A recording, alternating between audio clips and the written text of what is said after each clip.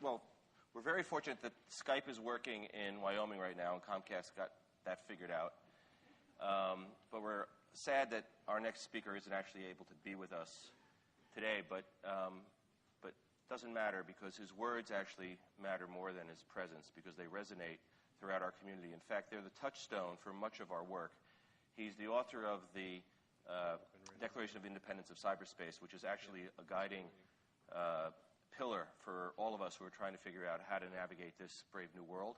There isn't a single person I can think of that has done more to bring up this issue in a public way than our next speaker. He's a co-founder of EFF, a great friend of PDF, and if you're not following him, please follow him. John Perry Barlow. Hey, John. Hey. You there? Yep. Can you hear me? Yep. We're going to put you up on the screen? There you go. Okay. John, hey. Can you see everybody? I can't see a thing, but, you know, that doesn't matter. I've gone blind before. I can't see you, but let's see here. Oh, I see. Oh, God, I love technology. It is such a great servant. Can you hit your video button? John, can you hit your video button again? Yep, here we go. Video's turned on. You know, it's been tough. I will say that I was really pleased that Carrie was also suffering at the hands of technology. Can you see me? No, we can see a picture of you, John. Oh, you look as handsome as ever, but it's only a still life. No, that's actually an old picture, and I don't look as handsome as ever. But if you could try to find your video button and try hitting it again, we might be actually see your face. Now it's turned on. Video's turned off. Jesus, I hate this stuff. Okay. All right, John, you're going to do this with audio because we can hear you just fine. Yep. Okay, so look. I am truly sorry I'm not there today. I wanted to be very much. But my doctor told me that he thought it was a little too stressful for me to fly. I just had a heart procedure about 10 days ago. I don't think he realized how stressful it could be not to fly. But when I went to make my appearance this morning, I found that Comcast had unfortunately performed a censorious act completely, I'm sure, having nothing to do with me. But I used to say of the war between the nation states and the internet that we had been spared their despotism by their incompetence. And increasingly, I think that incompetence is more dangerous than despotism, especially when we are at the mercy of very large institutions, of which Comcast is one, that have no regulatory authority at all over them. I mean, Gigi's protestations notwithstanding, there is a great deal that a monopoly that is not really truly regulated can do. And this is what I want to talk about in terms of the battleground that we now have before us in cyberspace and the physical world. I was very heartened to hear two of my heroes on stage this morning, Senator Wyden and Representative Issa. They have been two of the most courageous and useful members of Congress for years. I'm very sorry not to be there in their presence. But I had to say, as I listened to them right before my internet connection went down, that there was something very idealistic, I felt, about the idea of a digital Bill of Rights that could be assured by Congress or any other deliberative body on the planet. The issue here is whether we can have rights that we don't simply seize for ourselves by means of technology and the kinds of regulation that we can effectively create in the architecture of the internet. This is an old statement.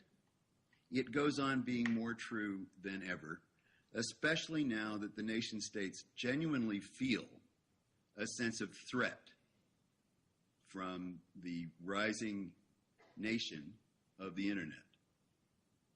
There are very many people now who really have a sense of their political identity tied up in the virtual world. And we are in an awkward position because the nation state seems to be increasingly fibrillating and coming to an effective halt, less and less able to protect us from various other institutional interests, at the same time that we are not quite ready to protect ourselves from those interests. And I've been thinking a lot lately about deregulation of digital media. I've been in negotiations with several large telcos who would actually very much like to get away from voice regulation and the expenses and go entirely to an IP network.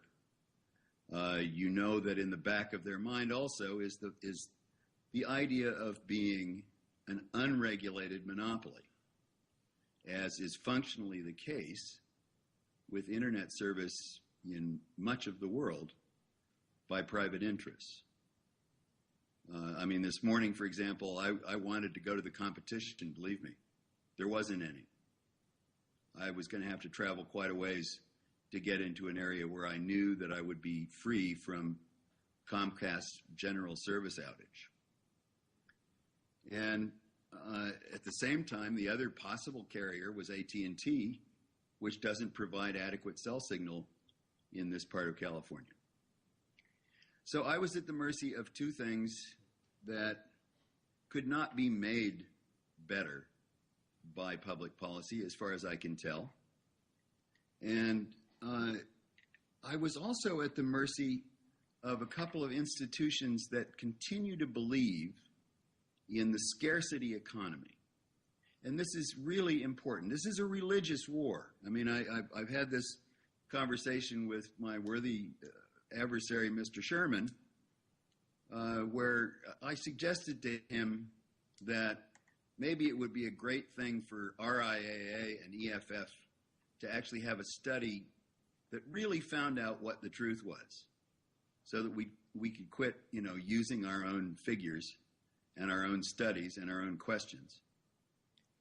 And he shook his head and he said, "I don't think I can do that." And I said, "Why not?" And he said, "Well, what if you're right?" And I said, "Well, if I'm right, surely you guys would want to know, so that we could start being constructive and everybody could make more money." And he said, "I work for people who would rather go broke than have you be right about this." Now, in fairness, this was quite a few years ago. But I said, this is a religious discussion then. We might as well be arguing about abortion. And that is true across the board. There are very many of these debates that we're now having between institutions of the industrial period and the physical world that are religious disputes over the idea that scarcity equals value, and that the best way to increase the institutional value of anything is to make it scarce rather than abundant. There are plenty of figures to produce other results. I mean, Intel, without a great deal of competition, demonstrates all the time that there is an abundance economy driven by Moore's law, and that the faster they make their chips, the more chips they will sell. The same would apply to bandwidth. I would swear to you that the same applies to artistic creativity, and Mr. Sherman's figures notwithstanding, I am reasonably certain when I say that there are probably more musicians in the world today who are playing music as a percentage of the entire musician cohort, who are playing music and don't have to have a day job to do it. And it's because they are out from underneath the music industry, and they are creating.